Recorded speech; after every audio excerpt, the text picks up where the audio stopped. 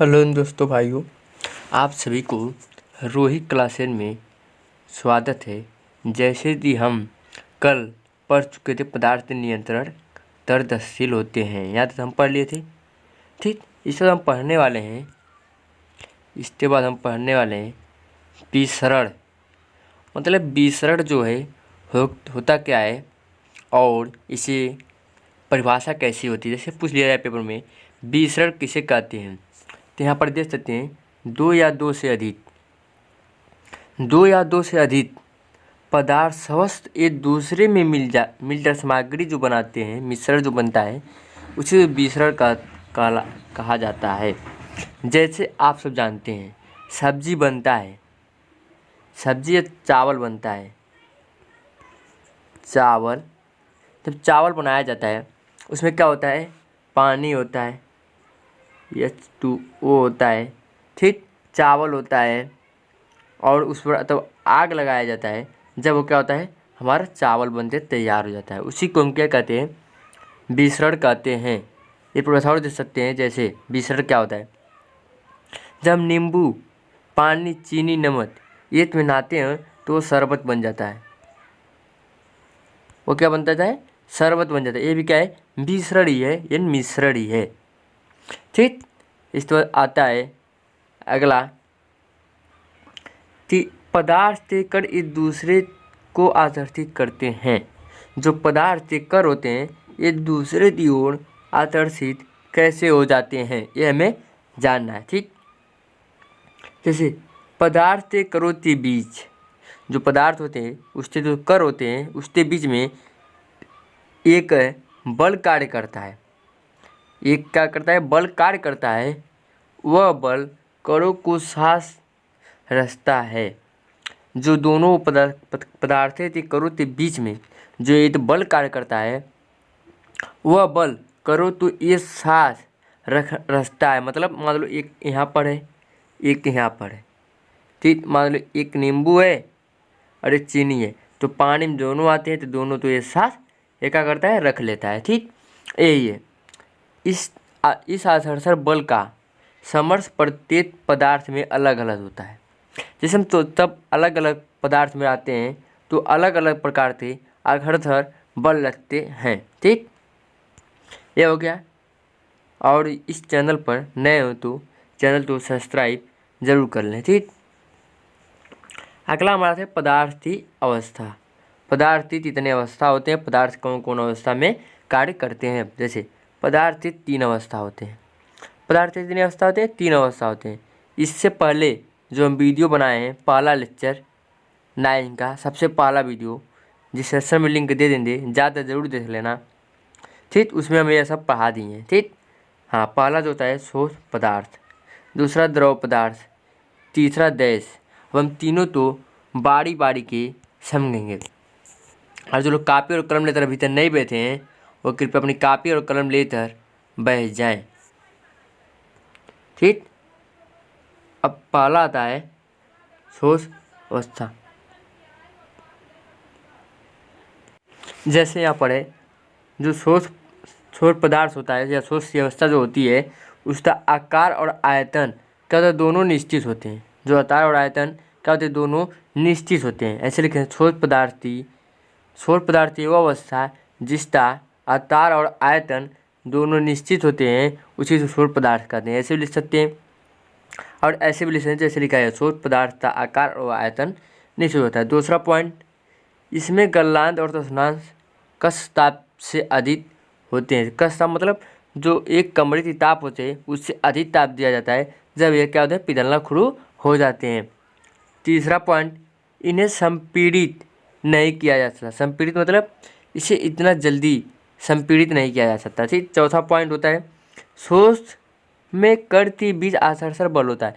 जो ठोस पदार्थ होते हैं उनके बीच में जो होता है आकर्षण जो बल होता है ना, वो बहुत ज़्यादा होता है। ठीक, इसी कारण वो जल्दी संपीड़ित या टूटते नहीं है, ना पिघलते हैं। ठीक, अगला, जो ठोस पदार्थ होते हैं, ठोस विसरण द्रव गैस की अपेक्षा कम होती है। जो गैस की अपेक्षा होती है क्या होती है, कम होती है। होती है। जैसे द्रव और गैस की अपेक्षा बहुत कम होती है। जैसे हम समझा रहे हैं, मान लीजिए ठोस पदार्थ से कोई ठोस, द्रव, ठोस, द्रव और गैस, मान लो क्या तीनों पदार्थ हैं, ठीक। तीनों पदार्थों को समझ रहे हैं। जैसे इसमें गलनांक बहुत कम होता है, इसमें इससे ज़्यादा होता है, इसमें सबसे ज़्यादा इसमें होता है, यही होता है, ठीक ठीक। ठोस अवस्था भी समझ में आ गया। अब अगला आता है, इसका ठोस पदार्थ का सूत्र होता है। ये सूत्र क्या है? घनत्व बराबर द्रव्यमान बटे आयतन। जो द्रव्यमान होगा और आयतन होगा वो घनत्व के बराबर होगा, ठीक। ये पहला हो गया। अब दूसरा जो है द्रव अवस्था, ठीक। द्रव अवस्था, जैसे पर द्रव अवस्था पहला दिया है, द्रव का आयतन निश्चित होता है। जो द्रव का आयतन होता है वो निश्चित होता है। आयतन मतलब वजन, जो भार होता है वो पता होता है हमेशा, लेकिन जो उसका आकार निश्चित नहीं होता है। जो उसका आकार रहता है वो निश्चित नहीं होता। जैसे पानी क्या है? पानी एक द्रव पदार्थ है। जैसे हम पानी तो किसी 1 लीटर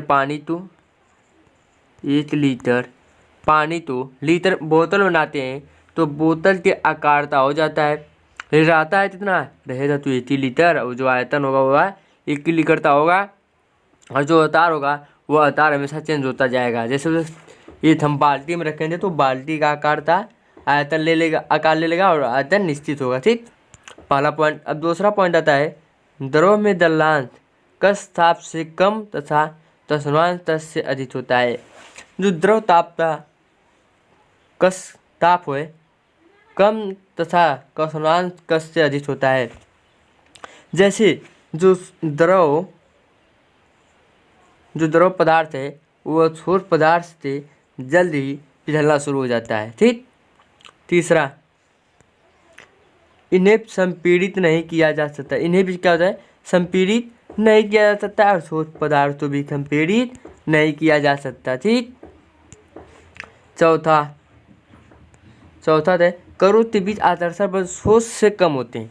जो मान लीजिए जो कण पदार्थ होते हैं इनके जो बीच में रहते हैं बल लगते हैं वो ठोस से अपेक्षा ठोस पदार्थ से अपेक्षा क्या होते हैं? कम होते हैं, ठीक। और पांचवा आता है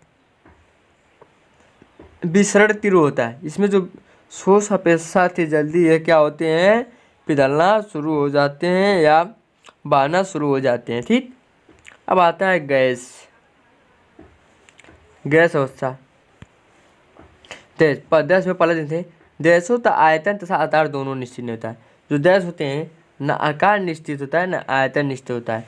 मान लीजिए कोई गैस है, साइकिल में हवा भर लिए, यहाँ से भर लिए ले जा रहे हो, रास्ते में आते कम हो जाएगा, वो क्या निकल कर आसमान में पिट जाएगा, ठीक। इसलिए आकार और आयतन दोनों निश्चित नहीं होता है।